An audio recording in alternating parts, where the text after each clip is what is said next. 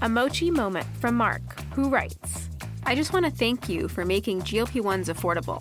What would have been over $1,000 a month is just $99 a month with Mochi. Money shouldn't be a barrier to healthy weight. 3 months in, and I have smaller jeans and a bigger wallet. You're the best. Thanks, Mark. I'm Myra Ahmed, founder of Mochi Health.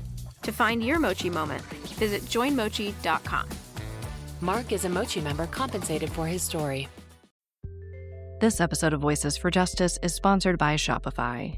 Starting a business is filled with a lot of what-ifs. What if I fail? What if nobody listens to the podcast? What if nobody cares? It can definitely be hard to get over that doubt and uncertainty, but making that leap was one of the best things I've ever done, and it's great to know that I'm not alone with a business partner like Shopify. Shopify is the commerce platform behind millions of businesses around the world, and 10% of all e-commerce in the US, from household names like Heinz and Mattel to brands just getting started. And I'm telling you, their tools really do feel like you have a business partner. They have hundreds of ready-to-use templates to help build a beautiful online store that matches your brand. You can also get the word out like you have an entire marketing team behind you. Easily create email and social media campaigns wherever your customers are scrolling or strolling. And if you get stuck, Shopify is always there to help with their award-winning 24/7 customer service. It's time to turn those what-ifs into with Shopify today. Sign up for your $1 per month trial today at shopify.com/justice. Go to shopify.com/justice. That's shopify.com/justice.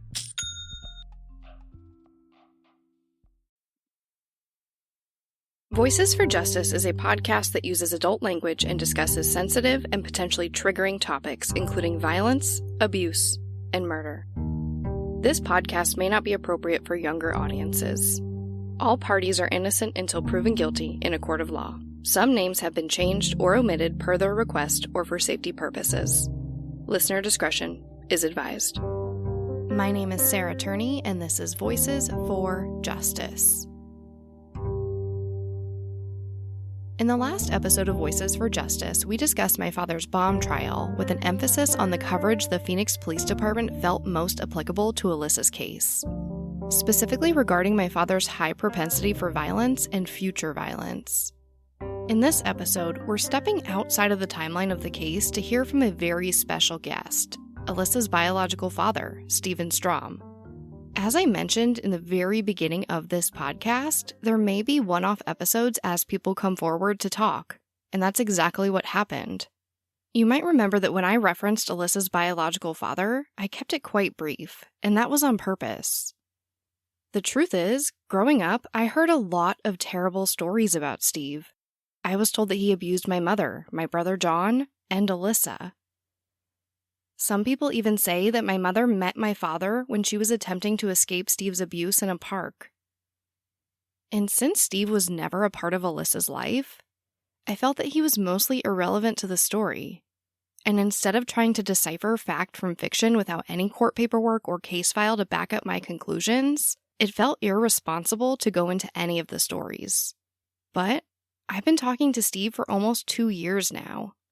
And in December of 2019, I received a call from him asking to be on the podcast.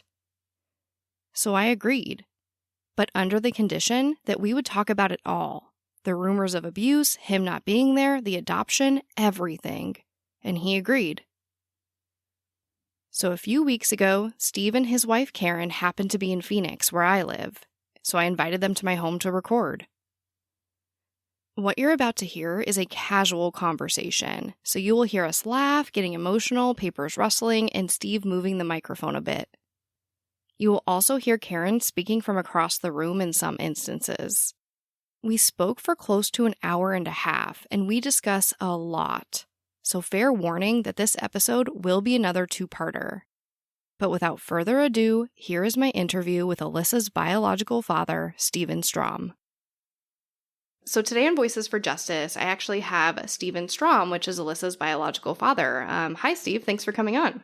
Hi, Sarah. Thanks for having me on. Of course. So I wanted to start with the story of I guess, how you met my mom. You know, how did all this transpire?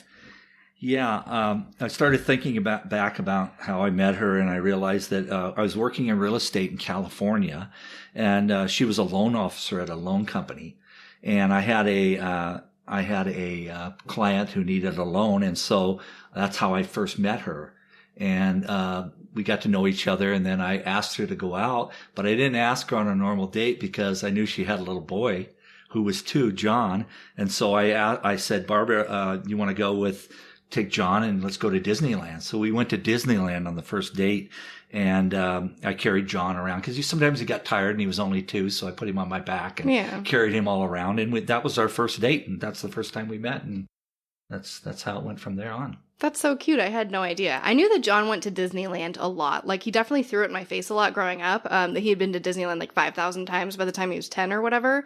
So that's really interesting. Yeah, John was just a good little boy. He didn't really, he had a biological father, and his father was there, but he wasn't much in his life. Right. And so what he would do is sometimes he would get frustrated like little boys do when they don't have a father, and he would kind of take it out on his mom. But I kept him in check in that, and then pretty soon I became his dad. You know what I mean? He didn't know any different, and he thought I was his dad, and him and I spent all of our time together doing things together. He was the best little kid in the world. Best little kid. Yeah, he's so cute. He is. Okay, so yeah, you meet my mom, and you meet John and everything, and it seems like you guys, hit it off right away. When did you move in, or what did that look like? We didn't. What really happened was that your mom was working for that loan company, and her boyfriend, which is John's father, John, right? He had her Mustang taken away from her that he gave her. So he had somebody go over and at one of the shopping centers and hook it up and take it away. So she didn't have that anymore.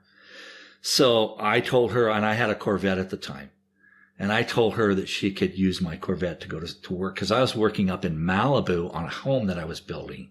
And so the second thing happened was that she had nowhere for John to go. And I said, well, didn't you have Lucy there? And she said, and Lucy was an old friend. And she said, yeah, but I'd rather him stay with you if he can. So my father was helping me on the house to build. So along with my father and I, John was there all the time with us, playing and doing things and working on the house. And we cleaned up after the house, and we didn't leave it real ratty or nails or that kind of thing, because we didn't want to step on them. But so we had John there, and then Barbara, and she would stay at Lucy's house and then go to work and come on weekends and see us.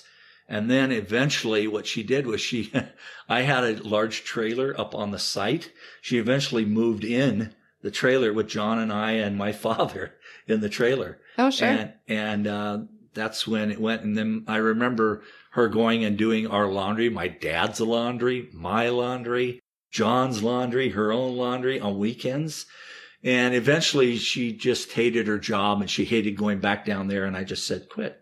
Just quit. You know what I mean? So she quit.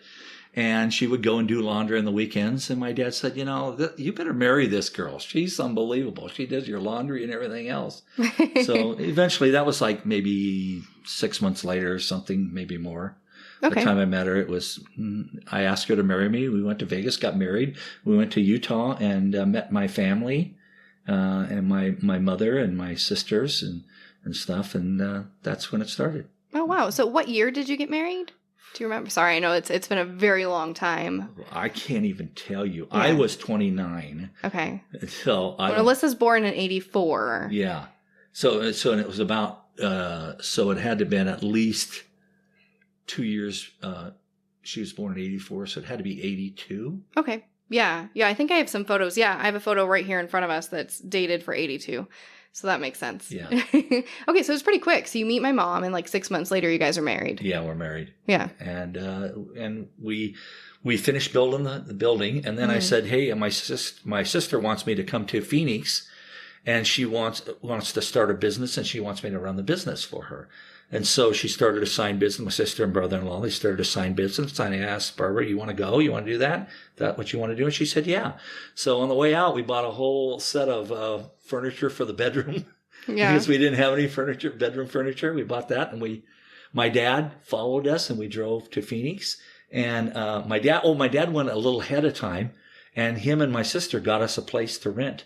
Oh, nice. First. And so then that's we moved there. We moved in, her and John and I, and that's how we started our life there. Oh, very cool. I actually never knew how my mom came to Phoenix. I had no idea. That's how she got there. Yeah. Interesting. And she was, you know, I didn't want to put her in that thing because I know people that live in California like to stay in California. Yeah. And I was kind of too, but I just had it with it, and it was a new beginning type thing. And she was like, "Yeah, let's go." So we went. That's how we did that. Yeah, that's so exciting. Yeah, it was good, I think, for the both of them. And John just turned into a fabulous kid, and he was just very loving and loved that we loved each other, and he was a part of that. Yeah. You know what I mean? So that was pretty neat. Yeah. Well, at that point, did my mom have full custody over John, I'm assuming, if she's just able to leave the state with him? John never took his father's last name. Yeah. His name was John Farner, so she had custody from day one. She never put it in her real father's name. Yeah. So that she had custody, so she had no problem with that, of taking John. Sure. I did, and I'm going to tell you on a couple other things, and I'll say it right now, but I did try to promote Barbara to have John see his father, because I was in the belief that you don't ever take a child away from their parent, that you let them know their real parent and let them make their own decisions. So I tried to get him to go see his father and Barbara to do that, but Barbara didn't want to see his father and didn't push that very much. But she had an aunt. He had an aunt that John would visit, Dorothy. Okay. And John would be able to see her from time to time.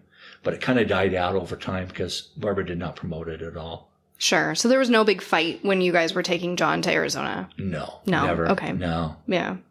No, not at all. In fact, she was like, she wanted to go and try to start a new life. Sure. And that's kind of how she got in the loan business when we got here. Yeah. That's because she was already in it. That makes sense. She knew what was going on. Yep. The next thing I guess would be like the story of Alissa being born. You know, was she planned? Was she an accident? Were you there? I want to know everything. Oh no, she was planned, absolutely. And we were going through names before she was even born, and we went through a lot of names, and then finally I said, "How about Alissa?" And your mom said, "Yep, that's it." Aw. So that's how we got her name. We chose it together, and she was born, and we were very excited, both of us. I mean, we had a little boy, John, and now we had a little girl. So our life was like, wow, picture perfect, you know? Yeah. And John loved her to death, and he treated her like baby Sissy, and Sissy loved John because she looked up at him, you know, and he he grew into be a fine kid, amazing kid, listened to everything. He never got a spanking. I never spanked him. He didn't need a spanking. He would listen. He was almost overboard listening to it, unlike most kids. Sure. He was that way. But I thought she was the most beautiful thing ever when she was born. I mean, Barbara and I we were smitten by her. She was so gorgeous when she was born. And she was a pretty, pretty little girl, and she was easy to take care of too. I would say she had fire in her from the day that she was born. Yeah. Somewhat of fire in her. You know what I mean? I'd agree with that. Yeah. But she was really, really a special little girl in our lives. And we just loved the heck out of her. And she was beautiful. Yeah. I do have to ask a question. Something I was told growing up about the spelling of Alissa's name was that my dad told me that my mom didn't know how to spell Alissa. So that's why Alissa is spelled Alissa as opposed to the traditional spelling with a Y. Can you tell me anything about that? No, we decided, everyone had the Y. Yeah. So her and I decided that we wanted to put the I in instead. Yeah. That's all there was to it. Nothing more. That makes more. sense. And that's what it was right from the beginning. And so that's what we did. We put it on the birth certificate, and it was Alissa. And where did Marie come from, her middle name? I'm trying to think. Well, yeah. I know it's like 35 years ago or whatever now. I'm just trying to think, and it just sounded good, Alissa Marie. Sure. I think that's what it was. It's a super popular middle name. And it just sounded good. The funny part about it was that the wife that I married after Barbara, her middle name is Marie, and our daughter's middle name is Marie. Oh, that's too funny. Yeah. That's too funny. So the thing is that Alissa would have fit right in because she would have been a Marie all the way around. So, yeah. Oh, so goodness. that's where that came from. Yeah. Yeah. Oh, that's always good to know. I always wondered because, Yeah, and there's a lot of things you can ask me like that because that's important for other people to know, especially her own sister. Yeah. Not that like her middle name is super relevant to the story or whatever, but I want to know personally, and that's part of what this podcast is about. And we want you to know that too. Yeah. That's important. Yeah, absolutely. Okay, so you guys are together, you're married, you have Alissa. So unfortunately you guys do eventually split. What did that look like? Well, it wasn't ugly by any means at all. The way that we separated was, it was sometime in November before Christmas in December. I noticed that Barbara was moping around a little bit, and she got quiet, but she got more quiet. And so I said, Barbara, what's up? What's up with you? And she wasn't a communicator. She was quiet. Yeah. Your mother was. And she just wasn't much of a communicator. So I asked her what was wrong. And she said to me, just right out of the blue, I think that we need to be separated and I'd like you to leave the house. Wow. And I said, what's going on? And she didn't want to tell me, and I didn't push it up from her. And so I moved out of the house at that point. And that was, I was there through Christmas. I remember Christmas, I was away, and it snowed that year. In Phoenix. Yeah, in Phoenix, which was unusual. Big event, yeah. Yeah. So it snowed, but it wasn't much, and it went away real fast. But sure. Anyway, that's how I remember it anyway, is that it snowed that time, and I was upset because I wasn't with them, and I didn't get to spend Christmas with them, and so on and so forth.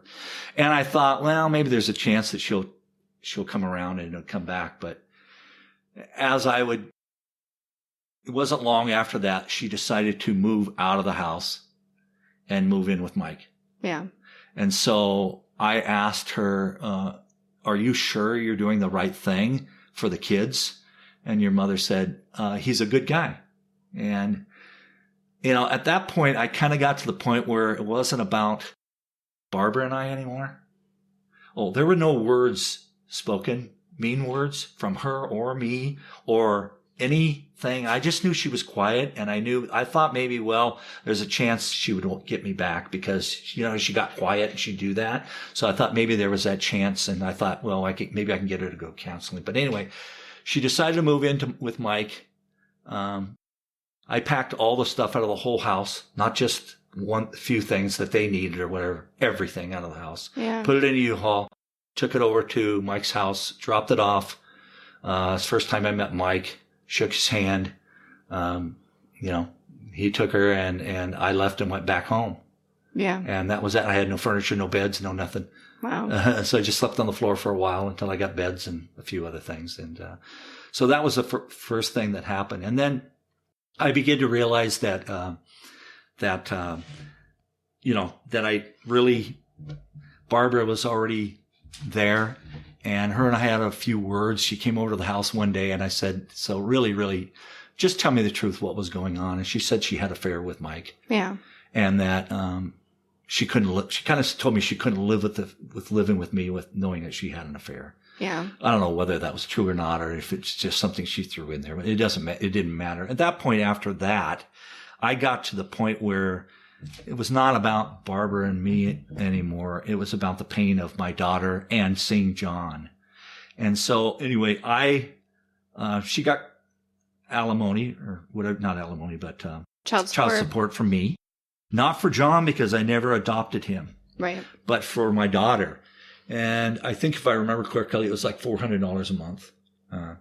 And so, in the meantime, I was pretty distraught over my daughter being gone and the whole happening.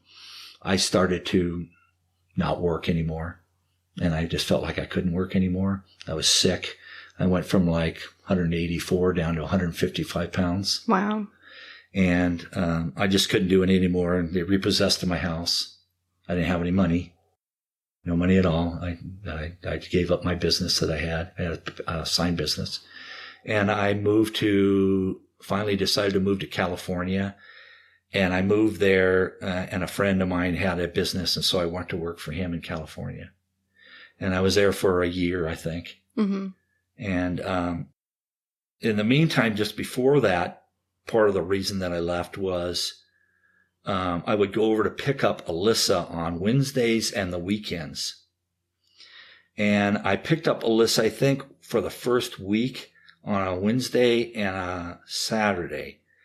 And she was doing good, coming over and see me, and hi, Daddy. And, we just spent time dinner, and we never talked about the situation because it didn't do any good to talk about it. She was in the middle of the other side, and I just tried to make it the best I could for her. But anyway, she would come over and see me. And then the second week, Barbara decided that she asked me, why don't you take John? And I said, I will take John. If you write something out that says that I can have John, to take, and in case something happens physically or he gets hurt or anything happens to him, that I can take him to the doctors, or that we can, that I don't, all of a sudden I'm not getting in trouble for taking him. Yeah. And they refused to do that. So it was on them at that point. And I wasn't about to take John, even though I loved John to death. And so what I did was, I went to get my daughters. I think that it was the next week or the weekend after, my daughter. And they said she wasn't here. And I said, but I'm supposed to pick her up now, and I'm supposed to take her. And they said, she wasn't here. She's not here. And where would she be? How old was she? She was with Barbara somewhere. I don't know. Okay. So anyway, they said, well, we have she has custody, your mother did, and I had visitation rights. Mm-hmm. So I went to the judge and saw a judge and asked him about it. And the judge said, she has custody. You only have visitation. She has a right to do whatever she wants at any time. Yeah. She could do it. So I kind of trying to figure out what was going on. So I went back the next week to talk to them about Alissa to see if I could get her that week. And they both approached me and said, we want to ask you a question. And I said, what? And they said, she's at our house now, and she's wetting the bed every night. And I said to them, well, that's funny, because she comes to my house, she never wets the bed. Yeah. Well, when I told them that, they yanked everything away from me at that point. They decided that I was not going to see my daughter anymore. And I knew that it was a lost cause. I couldn't do anything about it. The courts wouldn't do anything about it at that point.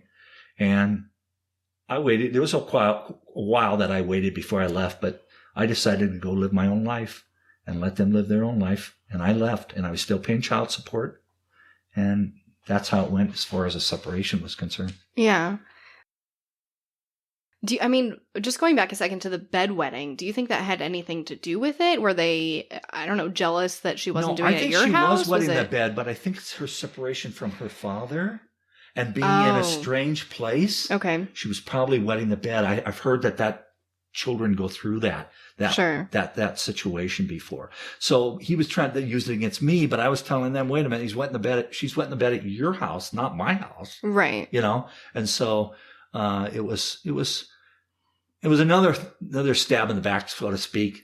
I shouldn't have looked at it that way, but I felt like it at that point. And I felt like I don't really want to give up, but I felt like I had no choices. I wasn't going to fight them. I wasn't going to have fights with them or, and do that, because they just put me in jail because she has custody. Yeah. So I wasn't going to do that at all. So how old was Alissa the last time you saw her? 2.5 years old. 2.5. Okay. Yeah. That's something that I'd always, I've been a little fuzzy on. So that's good to know. No, she was what I call taken from me at 2.5. That was the last time I saw my daughter. Yeah. She was still 2.5 when she come in. Her and I would come over to my house. We'd go out to eat on a Wednesday, and then I bring her home. I bring her back to back to Barbara and Mike's house. Because Wednesday night, you have to work and you have to do all this. So I bring her back there. Then on the weekends, and it was usually every other weekend, I'd bring her over and she'd stay with me. We'd eat there and she'd sleep over, and pretty normal agreement. She loved her daddy, and we just did stuff together. And I had friends that lived in the neighborhood, so they all knew her, and everybody knew her and knew me. And so the thing is we just were living our little life, and she was loving it. But so that's when the last time I saw her.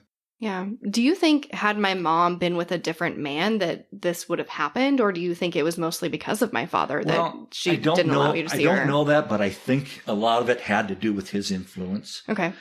But she didn't let John see his father either. So I don't know. I really don't know. And I don't know. Barbara didn't tell me all the particulars about John either, her John's father. Yeah, John's father, John. I know it gets confusing. There's so many similar names. Yeah.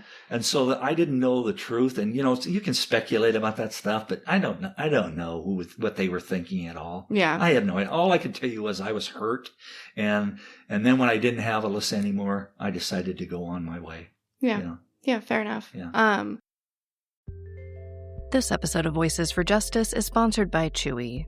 If you have pets, you probably know about Chewy, and you also know that when they say that they have everything you need to keep your pet happy and healthy, they're not messing around. To keep them happy, Chewy has over 100,000 products from all the brands my pets love at prices I love. To keep them healthy, Chewy offers pet prescriptions, pet insurance, telehealth vet visits, and they're even rolling out vet clinics across the country. I've been shopping with them for a very long time. And in addition to the auto-ship feature that gets the dog's food to them every single month, I also love to experiment with different treats. But I'm a bit picky. For me, it has to be high quality with simple ingredients. I recently picked up treats from Shepherd Boy Farms that are 100% just chicken breast. Popcorn and Heber are already obsessed. Chewy has everything you need to keep your pet happy and healthy. And right now, you can save $20 on your first order and get free shipping by going to chewpanions.chewy.com/Sarah E. Turney. That's chewpanions.chewy.com/Sarah E. Turney to save $20 on your first order with free shipping. chewpanions.chewy.com/Sarah E. Turney. Minimum purchase required. New customers only. Terms and conditions apply. See site for complete details. Insurance isn't one size fits all. That's why customers have enjoyed Progressive's Name Your Price tool for years now. With the Name Your Price tool, you tell them what you want to pay, and they'll show you options that fit your budget. So whether you're picking out your first policy or just looking for something that works better for you and your family, they make it easy to see your options. Visit Progressive.com. Find a rate that works for you with the Name Your Price tool. Progressive Casualty Insurance Company and Affiliates. Price and coverage match limited by state law. At DSW, we ask the important questions, like, what shoes are you going to wear? Whether you're prepping for wedding season, festival season, or just planning the ultimate vacay, the right shoes can make or break an RSVP. So own the moment.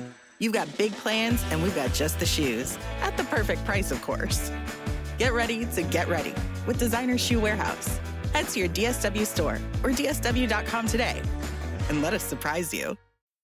Before we move on to the court issues and things like that, I do want to talk about the incident of the car in the front yard, which is highly debated. Yep. Because it's something I've heard growing up, right? There's a picture of my mom that is in my photo album. I don't have it here, but where she's standing on the lawn. She has like a cigarette or whatever, and she's pointing her finger down where you supposedly tried to run my father over with a car. So I want to hear it from your point of view, because I've heard it all growing up. This was the one and only incident that I had with Michael. Yeah.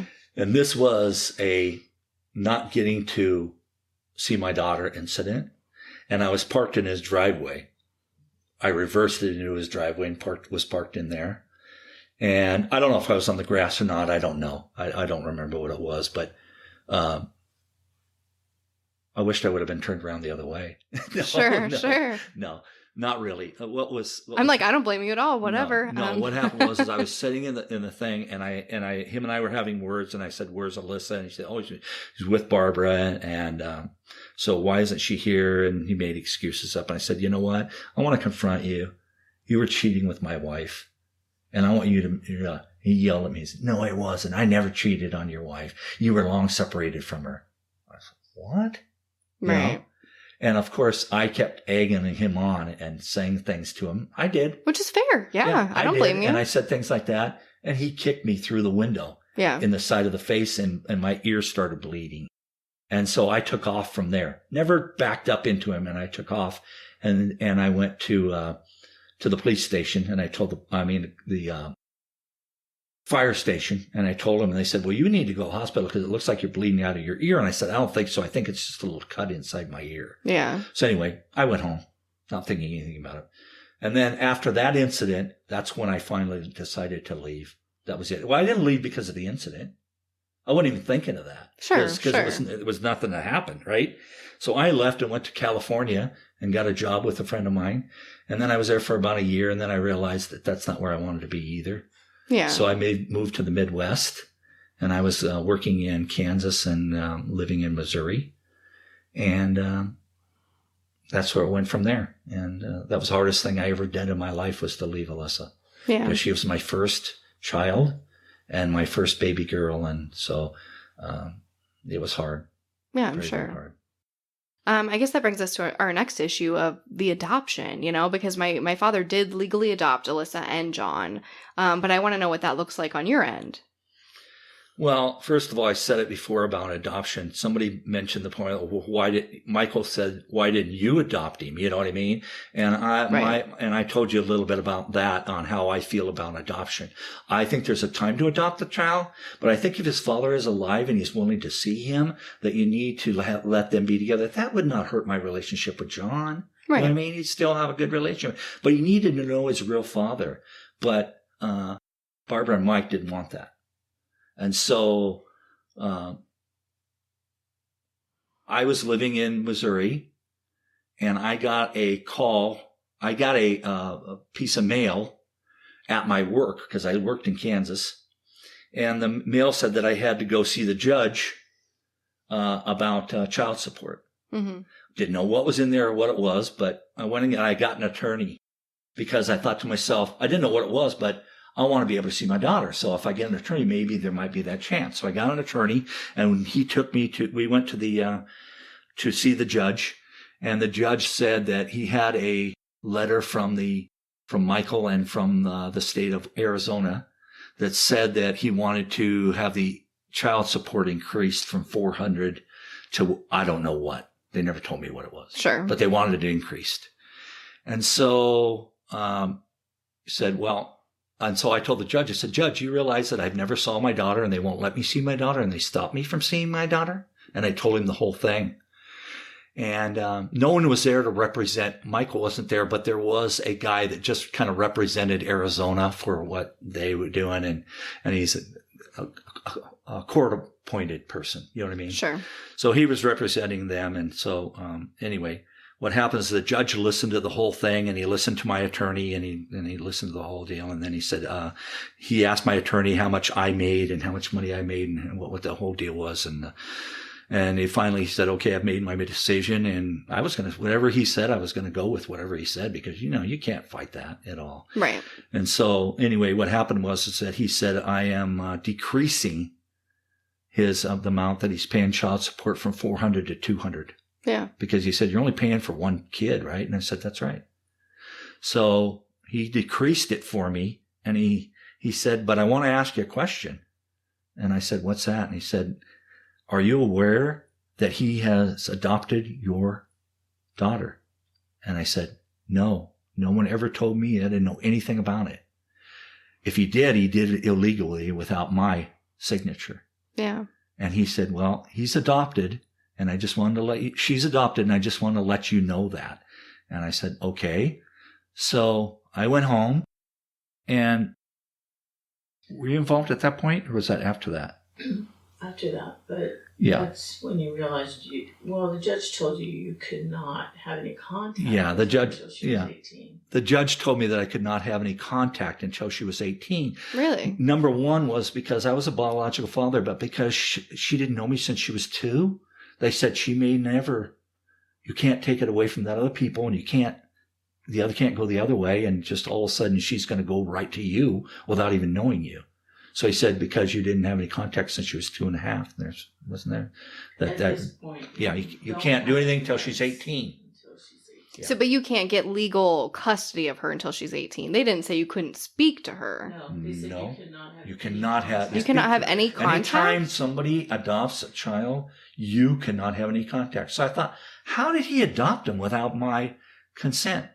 Well, I found out because Mike was an ex-sheriff that he got one of his buddies at the sheriff department to vouch for him that he couldn't find me, but he could find me for my child support. Right. And so he signed that he couldn't find me. And so that's how they ran it, a thing in the paper. You know what I mean? It says that they're looking for this person and because there's going to be an adoption.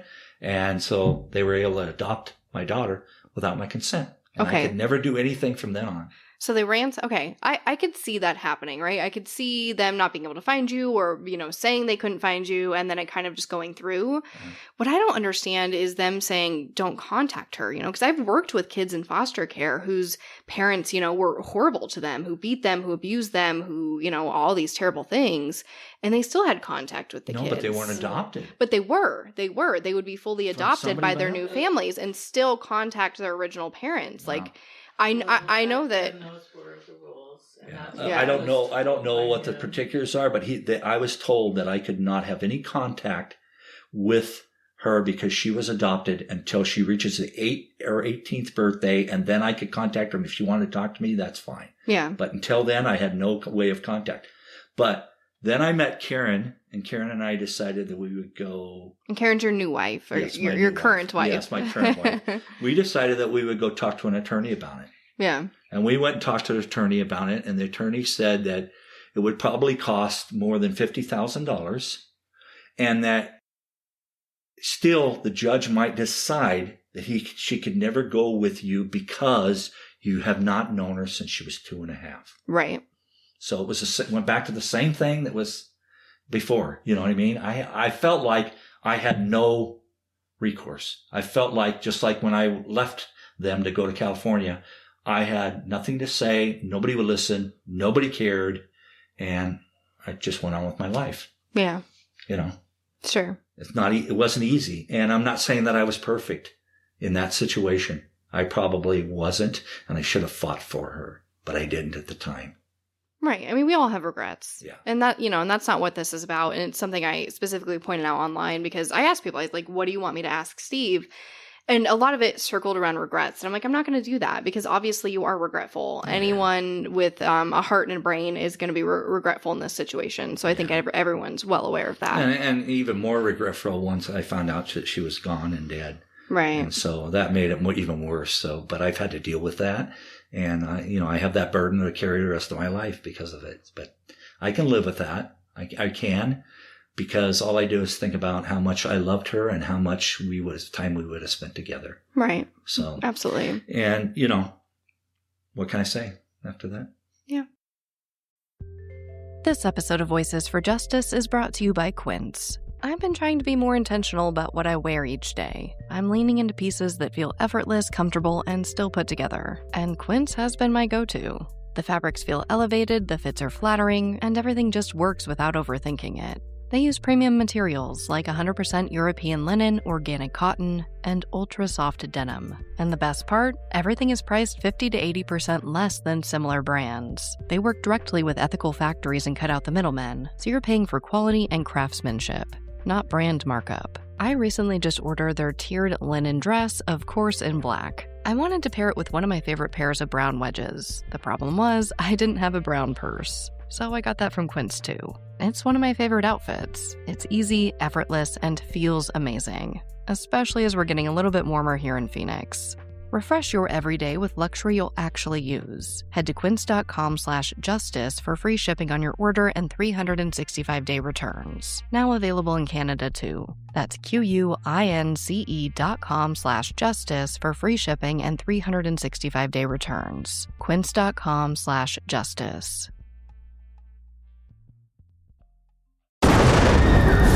What they did to your family, you're lucky to make it out alive. Streaming on Peacock. These men are going to come after me. Taking them out is my only chance. Put a bullet in her head. From the co-creator of Ozark. Looks like a family was running drugs. Execution-style killing is rare for the Keys. Any leads on who they might have been running for? The cartel killed my family. I'm gonna kill them. All of them. MIA. Streaming now. Only on Peacock.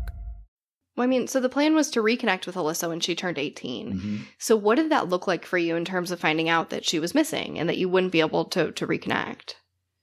As far as myself? Yeah. Or the overall outlook? Well, how did that happen? Like, when did you try to reach out? When did you find out? Well, I think, and I don't know the year exactly, but I think it was like 2008. Yeah, 2000. No, we actually found out she was missing right after she was missing. Oh, yeah. So 2001, she went missing. 2001, Karen did a lot of research to check up on Alissa all the time. And she would look in stuff to see if she moved or where she went, so that when we got ready to contact her when she was 18, we could do that. And Karen just went online to look, and she saw her missing Alissa poster.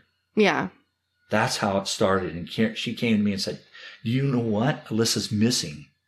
Right? Right. This was like after 2001. And we were like, whoa, what's going on? You know what I mean? Yeah. And so... I don't mean to butt in, go ahead.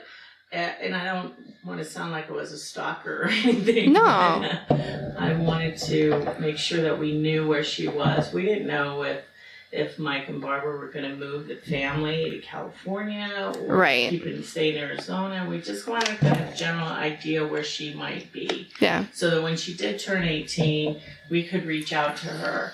So I just kind of randomly, every once in a while, you know, her birthday would trigger it or something, and I would say, oh yeah, I got to check and see if they've moved, you know, or something. Yeah. And so just try and keep track over the years that way.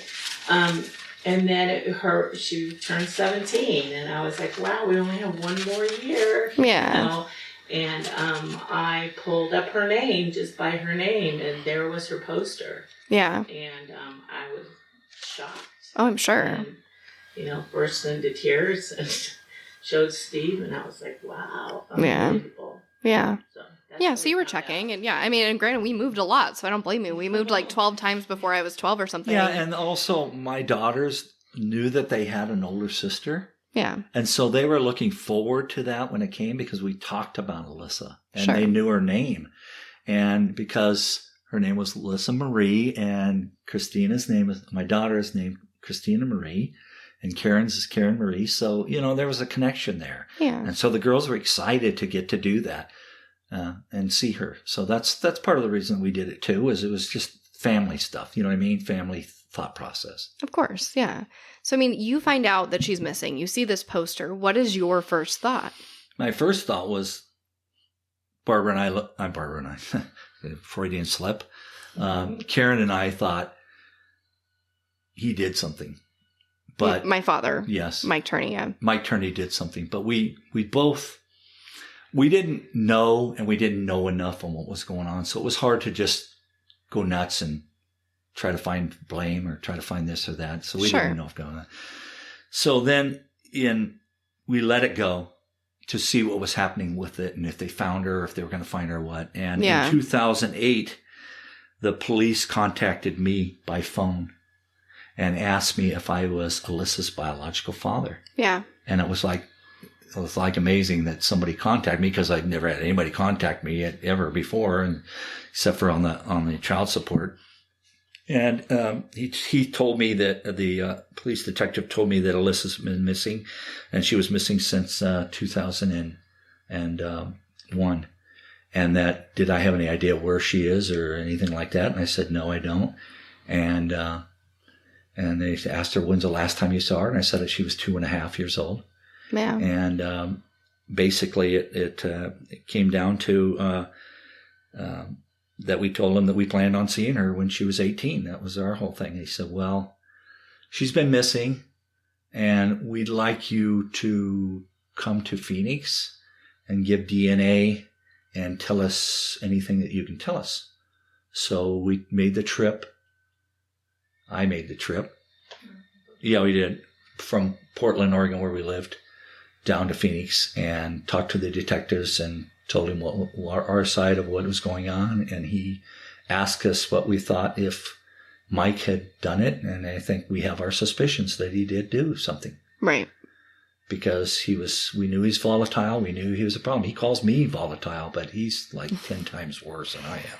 Yeah. Yeah, he's and bad. I could be volatile in my younger years a little bit, and I admit that, but I was never volatile where I hurt anybody or kill anybody or do anything like that. Right. And I don't think anybody would blame you even if you had run him over with the car or had you punched him in the face. I don't think anybody would really blame you for that. Yeah. So I don't think that that's, anything to worry about. I think, the bigger question here is just kind of how it all transpired. I think that's what people really want to know is what happened and where you're at with it today. So you talked to detectives in 2008. Was that Detective Summershoe and Anderson at that point? It was Anderson, both of them, right? Yeah, it was both Anderson and Summershoe. They were great guys. I mean, they had me in. You know what I mean? They asked me the pertinent questions. Had you ever seen her? Did you? You know what I mean? Right. What they're supposed to ask. They should ask. And I talked to them, and then I gave me their numbers and said I could call them at any time. And anytime I called them, I would check in on what was going on and what was happening. And they were fabulous with me. They were unbelievable, and they were trying the best they could do. And I told them that, and I said, hey, just do me a favor because I'd like to not die and see and know before I die what happened to Alissa and get justice for her. And they said, we will work on this until we can't work on it anymore. Yeah. And so that's really what happened. Getting back to a point about the thing with me running over Mike. Sure. Or him saying that I ran over him. Yeah. Was when we moved back. I moved from Missouri back to Phoenix to start dating Karen because I came here on a Christmas thing and we met each other there. I'd seen her before, but I didn't know her. Yeah. But we met and I came back and I moved back here. We bought a house together and it was about, how many months you think? 6 months? 6 months. Got a knock on the door and I was shaving. I just got off work.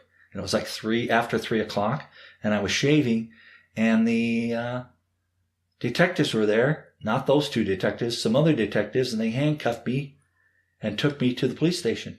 And what year about was this? Maybe in the 90s? Yeah, early 90s, 92, 93. Was it? Yeah. Okay, so early 90s. Yeah. So they took me to the police station, and I said, well, what are you guys arresting me on? And they said, we don't know. It's just a warrant. We have no idea what's on the warrant or anything like that. I said, oh, that's weird. Not even knowing who did it against me or anything. I had no idea Mike did it or anything. So anyway, they took me to the police station, and I sat in the police station for a while. And then they eventually found out. They didn't even tell me then in the police station. They finally, over a certain period, let me go, and then I had to report to court. Okay. Over it. And I got an attorney, because I didn't know what it was, and then when we got there was Mike Turney. Yeah. At the thing. So we kind of figured out, what it was, but they had given my attorney did not have any paperwork until he got to the police station. Wow. He read through all of it, and his words were, not my words, his words were, this guy's a lying piece of SH. Sure. And he read through it and he could just tell. Yeah. And so we had to go before the judge, but the thing was is that he was accusing me, and they had cameras there. Accusing you of what kind of He was accusing me of trying to run over him with my car. Sure. So like attempted assault or something. Yeah. Yeah. Attempted assault. It was, assault. And so because there was cameras in the courtroom, they were for some reason filming this. I don't know who was doing it, some radio station or something. Okay. Mike had to give up and give his case, but I never had to give a case because he was going after me. So I didn't have to do anything. I was able to sit in the back of the room. Oh, interesting. And so he sat up there, and his attorney, which he didn't even have an attorney, did he? No. He didn't. He represented himself. Sounds about right. Yeah. So they were able to. So my attorney was able to ask him questions, and he asked him, had you ever been in a accident?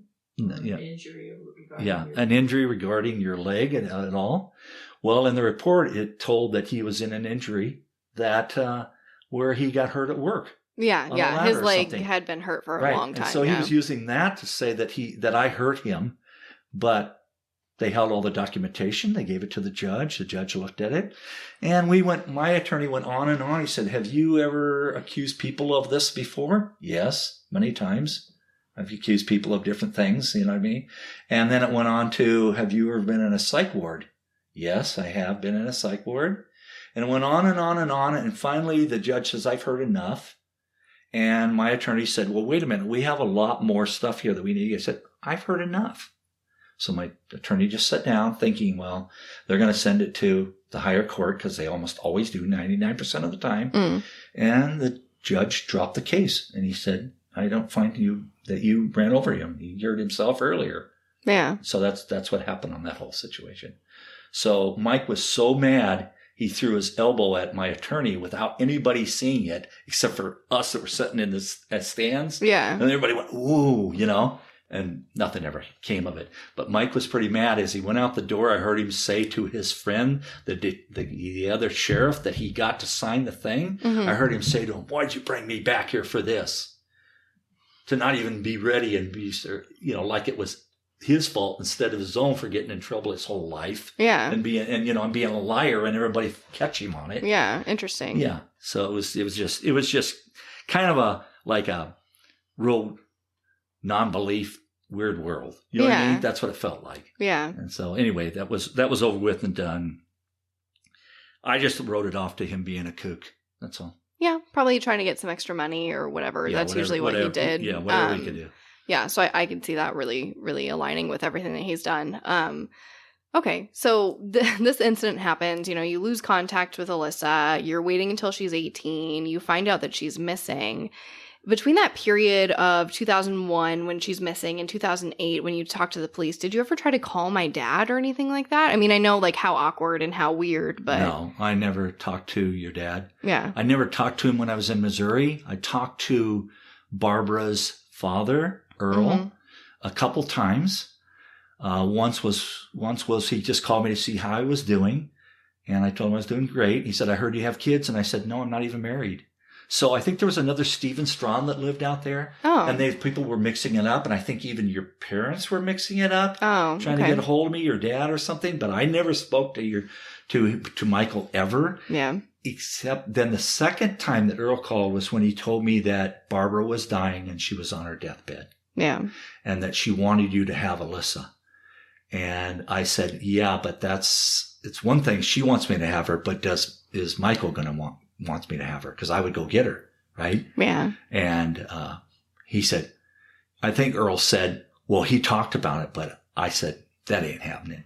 Yeah. That is not happening. I know him. He's, he wants justice, or he wants not justice, but he wants vengeance on everyone, on anything that ever happened. You know what I mean? And control. Yeah, and control. Yeah. So we just said, well, we're not going to go face to face with him again because he might say anything about us, turn us in and say we did this or that. So we basically just let it go and said, well,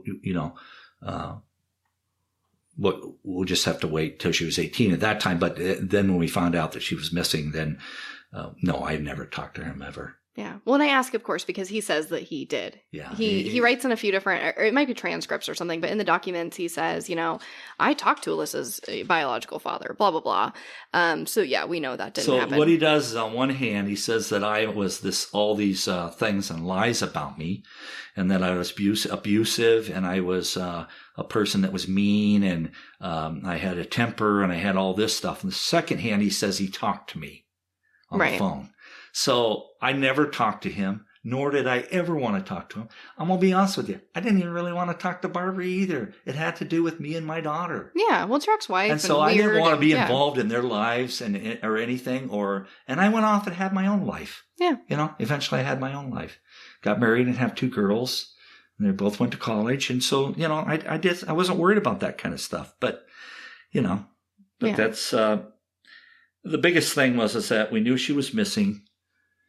Karen and I did, my wife and I, and we knew she was missing. We knew he probably had something to do with it, but we didn't know what, when, where.